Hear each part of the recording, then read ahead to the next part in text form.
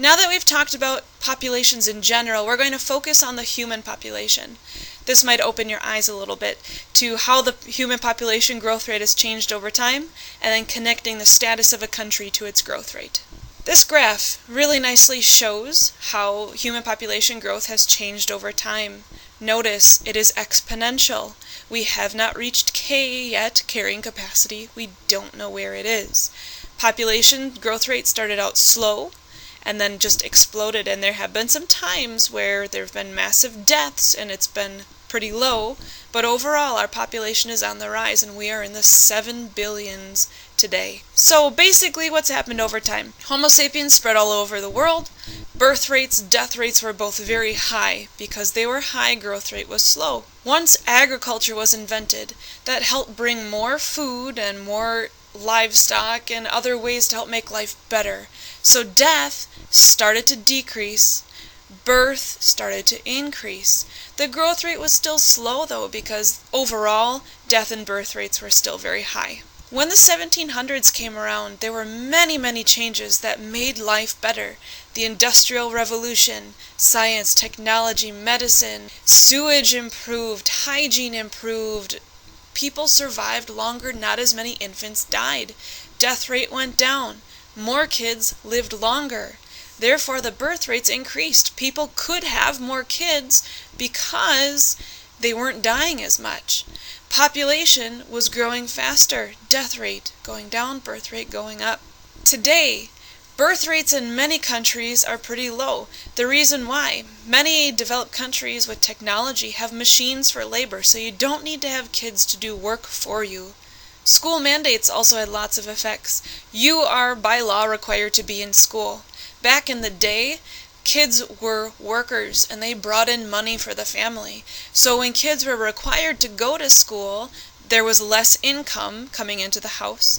Therefore, it became too expensive to have too many kids. Also, by going to school, you learn about things like hygiene, I hope, and reproductive safety and how to not have tons of kids, whereas in developing countries, they don't really know those things. And so birth rates are higher in developing countries.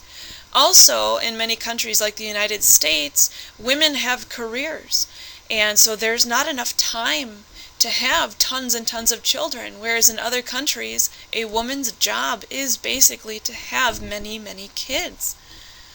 Some countries are still growing rapidly today, and we'll look at age structure and whatnot shortly.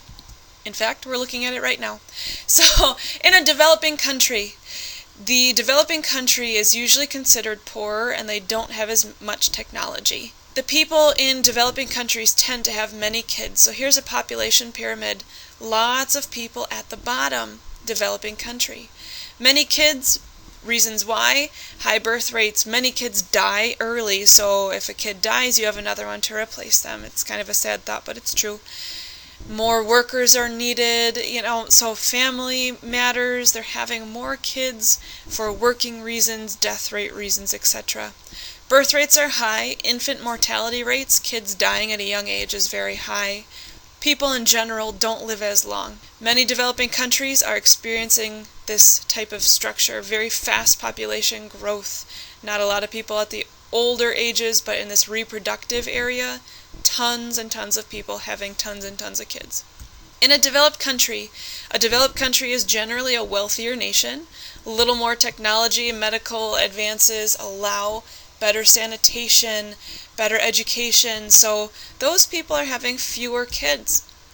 Birth rates, therefore, are lower. Infant mortality rates are pretty low because medicine is good, so women don't have to have a ton of kids to make up for the ones that could possibly die. People live longer lives, and many countries that are developed have negative or zero growth. This population pyramid here is showing more of a negative growth. There's so many people in this middle range, but really not many kids. Once they get up to the reproductive ranges, they're not going to have as many kids, and population's going to keep decreasing in terms of growth rate. This would be a little bit slower in terms of population growth, almost equal between people in middle age and young age. As of October 2011, we have surpassed 7 billion people, and that's kind of a hard number to wrap your mind around, and you're going to take a look at something that'll show you so you can put a picture to it a little bit better. Just a side note, it only took 12 years to jump from 6 billion to 7 billion. We are growing at an alarming rate. Are we close to carrying capacity? We don't know. However, we do know that people have harmed the environment quite a bit, and as we keep adding more people, we're going to keep harming the environment unless we make changes in our lives. And so who knows how much longer the world will be able to support us. In 2050, if we keep going at the rate we are, the population should be about 9.4 billion people.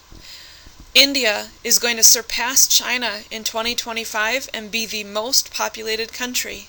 The United States will be third on that list. There's other neat and frightening statistics out there, and you're going to be taking a look at some of those in the activity that goes with this learning objective.